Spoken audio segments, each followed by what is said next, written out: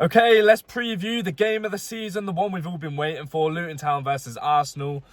I've probably gone and jinxed it, but nonetheless, this needs to be a game Arsenal gets done, especially after drawing at the Etihad, with all the noise that's come out after it as well. A lot of positivity from Arsenal fans after drawing 0-0 to City at the Etihad, and we need to keep that momentum going. Luton Town. Look, last time we played them away at Luton Town, it was a difficult game. It took a last-second goal from Declan Rice to save us that game. But I think this one should be slightly different. It's at the Emirates. Luton haven't won a game since January 30th, I think. So they're on a really bad run of form. But you know what it's like? It's so typical for Arsenal to go and put in that disciplined performance that they did away at City and then go and fluff it against Luton Town at home. It's a very Arsenal thing to do. But let's just hope and pray that that does not happen and we get the job done. Any changes to the starting 11?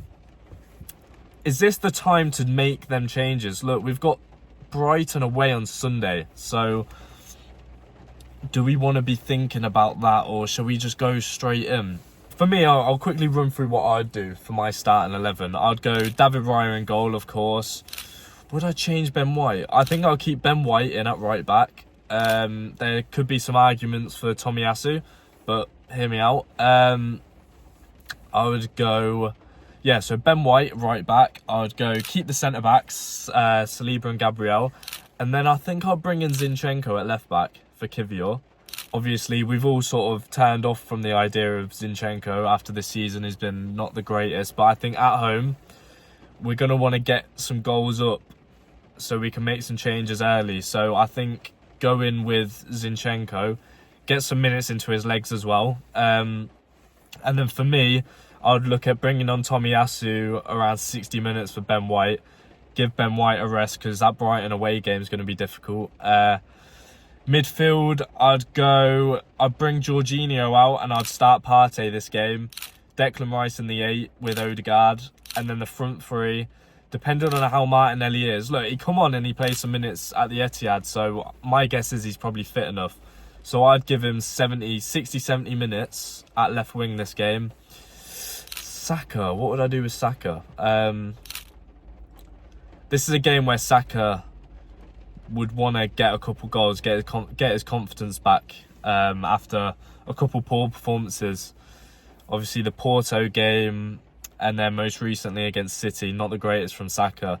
He did look fatigued, so if he's not looking good in training, don't play him and rest him for the Sunday game. But who are you going to bring in? That's the thing.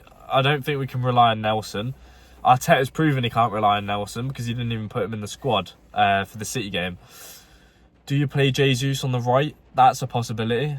And then up front, I'd keep Havertz up front, I think. I'd give Saka 60 minutes.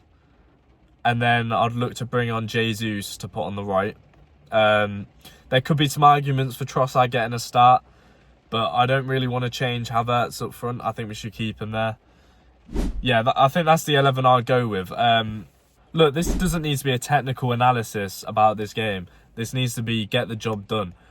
We've got 9 games remaining. By this time next week, we'll have a very different outlook on the title race, I'm pretty sure, because between us, Liverpool and City, I can't see us all winning both games that we've got this week. But Arsenal, do not let it be us that drop the points. It's typical Arsenal to go and do it. Make sure that narrative is gone. We've already beaten many narratives so far this season and last season, but don't let this be the case this season. Get the wins that you need to get. Get them done. We've had our hardest game. For the last 10 games of the season, the one that we all looked at, as well as Tottenham away maybe, was City away. We've got that done now. And these are the games we need to be racking up the points with. Because if we drop points here, it's where panic stations come up. Because look, we've got Champions League games coming up as well. And we want to be in positions where we can rotate the squad and rely on the players coming in. We don't want to be looking at the rotational options and thinking, oh, we can't trust this man to come in and step in for whoever's in the starting 11. We want to be able to trust everyone. That goes for the likes of Fabio Vieira, who we've not seen much of. I think Jorginho needs this rest. Like I said, I'll bring in Thomas Partey. Partey's performance when he come on against City look, there's a couple of times where he got done in the transition and he looked like a man running through quicksand. But there was that pass that set up the Trossard chance where he should have squared it to Martinelli. That came from Partey, and Partey has that ability to do that. And we need Partey to be amongst this squad for these final remaining games, not just in the Premier League, but for the Champions League as well. If we have that weapon, like Arsene Wenger used to say, and we used to get pissed off about it, but it's true, he's like a new signing, and Tomiyasu as well. Let's remember, before Tomiyasu got injured, he was playing very well in that left-back position. He was playing as the inverted full-back, similar to Zinni, but he's bringing us more defensive solidity and the height as well. He's winning a lot of aerial duels. And I think Tomiyasu is going to have a strong part to play. But for this game, I would go Zinchenko at left-back and look to dominate the game, get a few goals up, start fast in this game, and then look to make substitutions around 60, 70 minutes ready for Sunday. Because Arteta's going to have to work his squad very well for these final games. We don't want to be in a situation where our players are dropping like flies. I do think this is a very important game for whoever's starting in that front line, because we need to rip up all the criticism that was handed to us after the Man City game for making the game boring and whatever. And I think just get the job done here. Get the job done, take the points, run. Look, make no mistake about it, Luton are going to be difficult to break down. I'm sure they're going to turn up with a dirty low block, similar to what we did at the Etihad.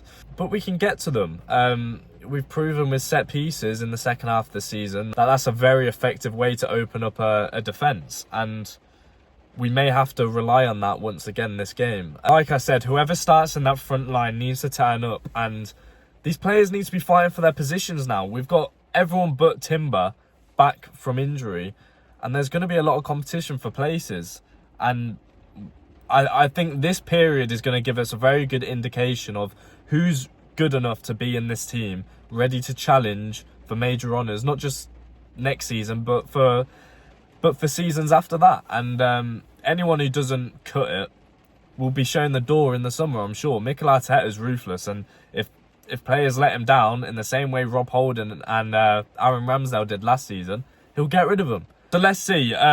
This is a game I'll probably be nervous for when it comes to it, because Luton Town's just one of those teams. It's one of those fixtures midweek where they can just pull out anything. So we need to just get the job done. Midfield battle is going to be important. You know, Ross Barkley's been playing very well for them. Lokonga won't be allowed to play for them. Actually, I don't know if he's injured.